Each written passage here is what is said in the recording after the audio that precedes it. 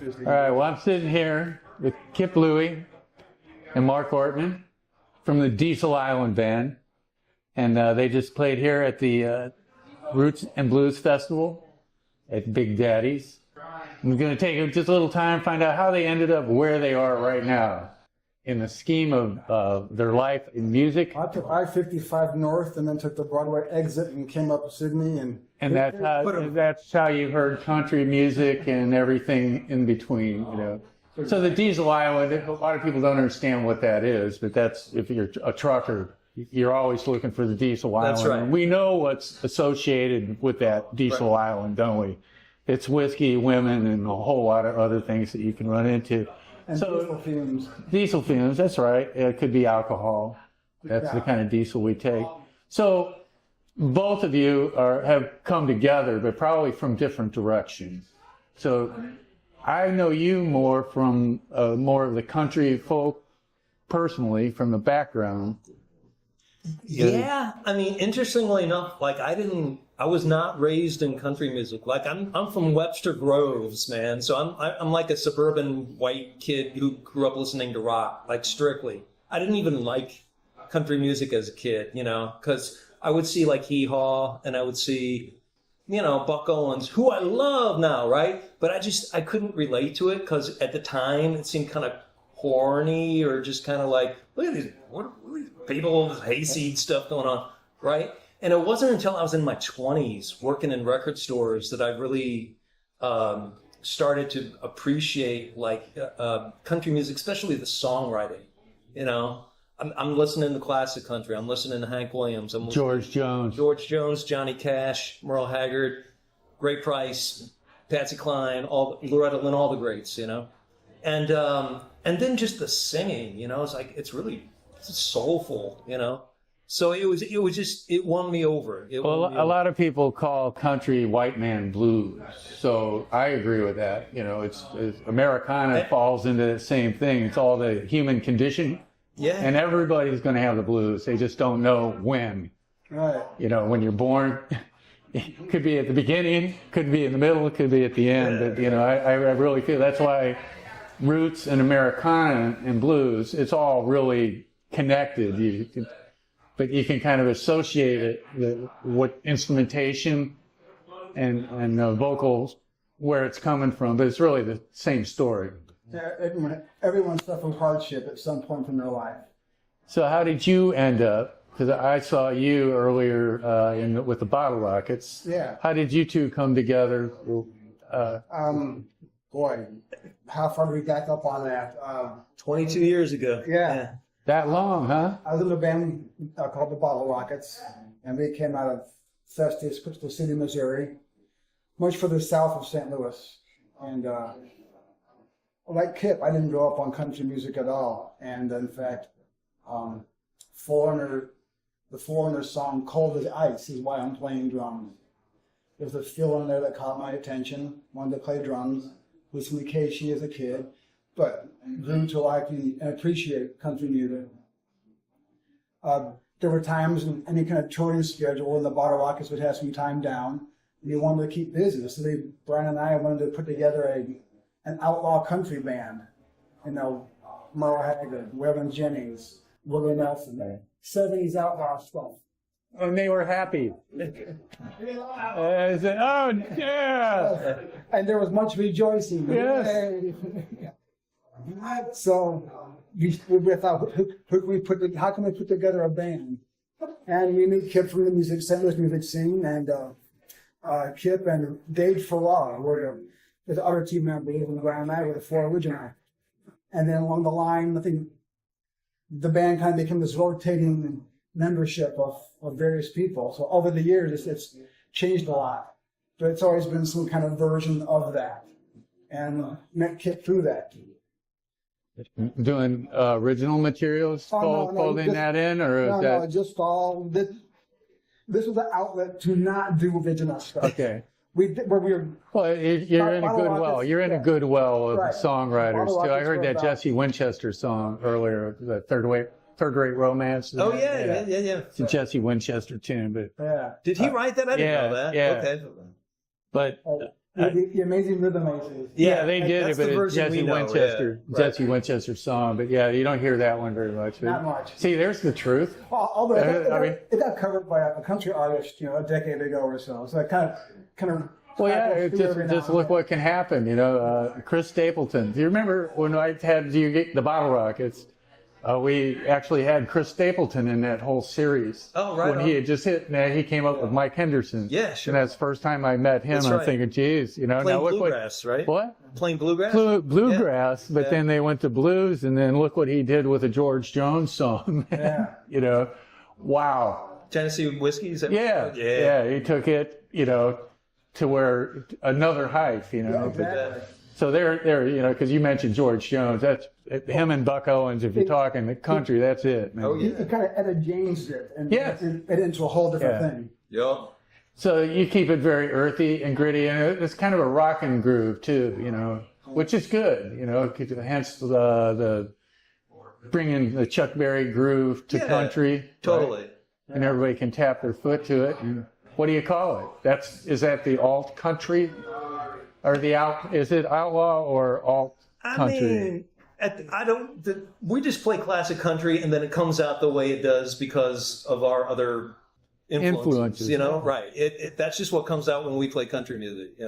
I love it. Do you have special guests sometimes? To bring. Every now and then, yeah. Some people sit in. We had, like I mentioned, we had this large group of musicians, and we mix and match depending upon who's available on any given night. True. Or day. But then even those guys will bring friends in. Some will sit in for the night. We had a steel player sit in. We had a fiddle player sit in. Banjo player a couple months ago. Yeah. The guy from Jig Jam. Yeah. Yeah. Mm-hmm. Yeah, and that adds a completely different flavor to the same songs. There you go. All of a sudden, there you go. It kind of keeps it fresh for us because we've been playing so many songs for 20 years. Yeah. Well, they got to be good. But the good thing is with so many members in the band, depending upon that combination of musicians, it changes the set list every night. So who's singing tonight? Oh, we have A, B, and C, but then next night it's C, D, and E, and then the set list changes. Do you have other projects? As individuals, other bands, that seems to be where everybody goes. They have one core thing, and then everybody's got different projects. Well, Mark has been playing drums with Marshall Crenshaw for a long time now, and still is on the road with him touring. And they're doing gigs. What I think next. Did he take a long time off, September. Marshall? Kind of hit and miss. Yeah. The whole COVID thing kind of shut Yeah, things well- down. I mean, he was slow to get back into it Right. to test the waters. Yeah. Yeah, because he was around a lot in in the 80s and 90s. He Yeah. was like my new wave hero in the 80s when I was in high school. Right. Yeah, to see him out, that's a good thing. That's a good thing, man. It is. Do you find that you're educating people, let's call them millennials, if you will? No, because they don't understand country. Their country is the new country, which is what the Eagles were, and now they've got. I mean, They got hick hop. Oh, hip hop, yeah. Yeah, hip hop. What do you think of that? What do you think of that? I mean, it was probably inevitable, I Do you mean, think there'll be hip hop oldies? sure. But every generation will be nostalgic about their music they grew up with. That's right. 30 years later. So Yeah. it will come back around. Like the whole Jelly Roll phenomenon right now. It's, there's guys in the country music scene way into Jelly Roll. So. And everything cross-pollinates. Yeah, music pollinates Yeah. everywhere. Yeah.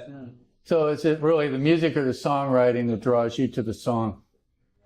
For me, it does. I'm a songwriter. Right. I've released a lot of solo albums and projects with my wife, JJ Loui, that Mark has kindly and beautifully played on. So, yeah, man, songwriting is where it's at for me. That's always kind of been the focus of me for the music. And in terms of Diesel Island, the musicianship is what keeps me going. I know that on any given night when I show up, it doesn't matter what the configuration is going to be. It's going to be a group of 18 players. And I'm the least accomplished of these guys. So it's just a pure pleasure. On that meeting place where country and folk and blues and R&B all comes together, and it's it's pretty organic. Like we're not forcing anything. This is just what comes out of No, us. that's what you're comfortable with. That's right. You know, because that would take you to, like the Flying Burrito Brothers would fit right into what you're doing. Absolutely. And, you know, 90% of the people that are at this festival have never heard of the Flying Burrito Brothers. I will say this. Let me get this in. Like when we first started playing, it was mostly people kind of our age and older, especially when we're playing these honky tonks, playing 4 hours dance music for country. Do they music smoke dancers. in there?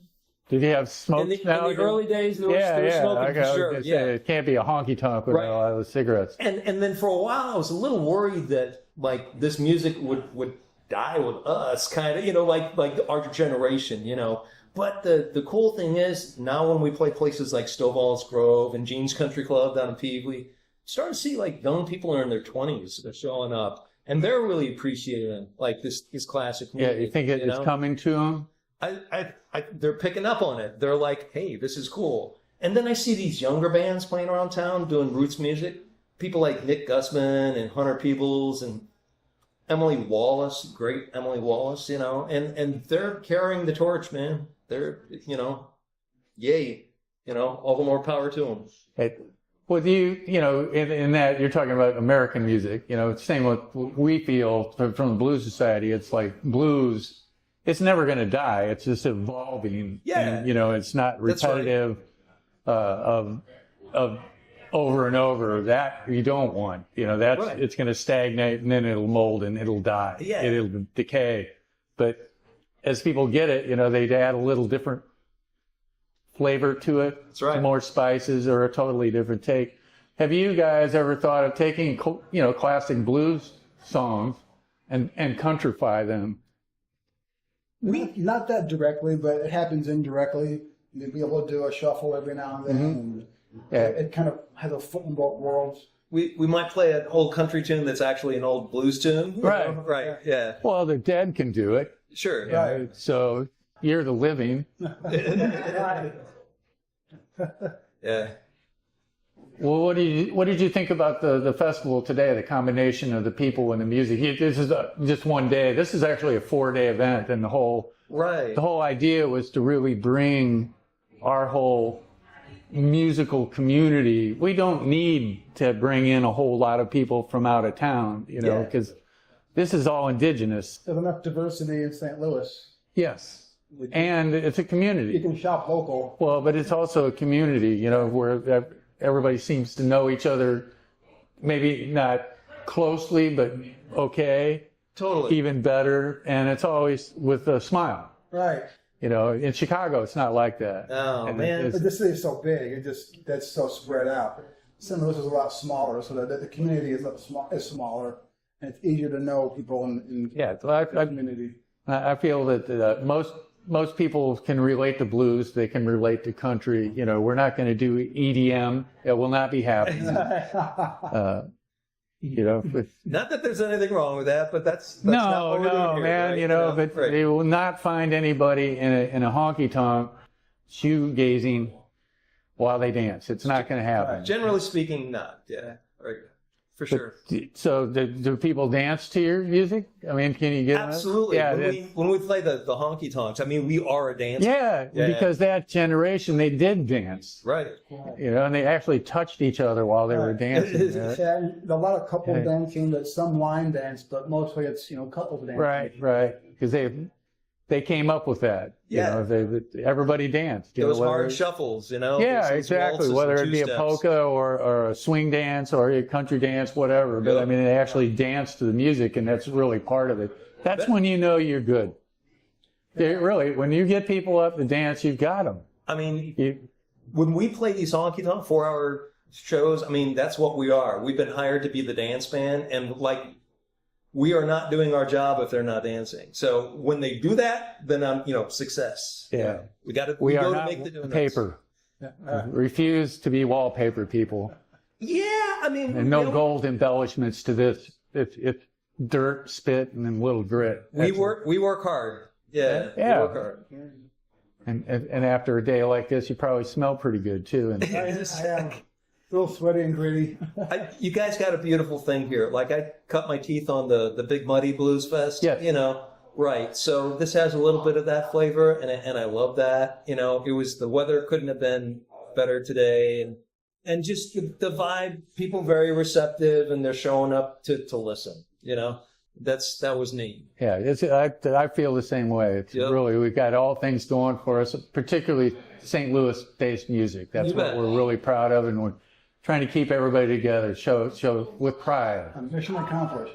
Well, thank you for that. Thank you so much for playing at the Soulard Blues and Roots Festival. Our pleasure. Thanks for And including me. there's always next year, so, you know, add a couple more songs to that set. All right. And throw a little of that twang and a little blues drawl.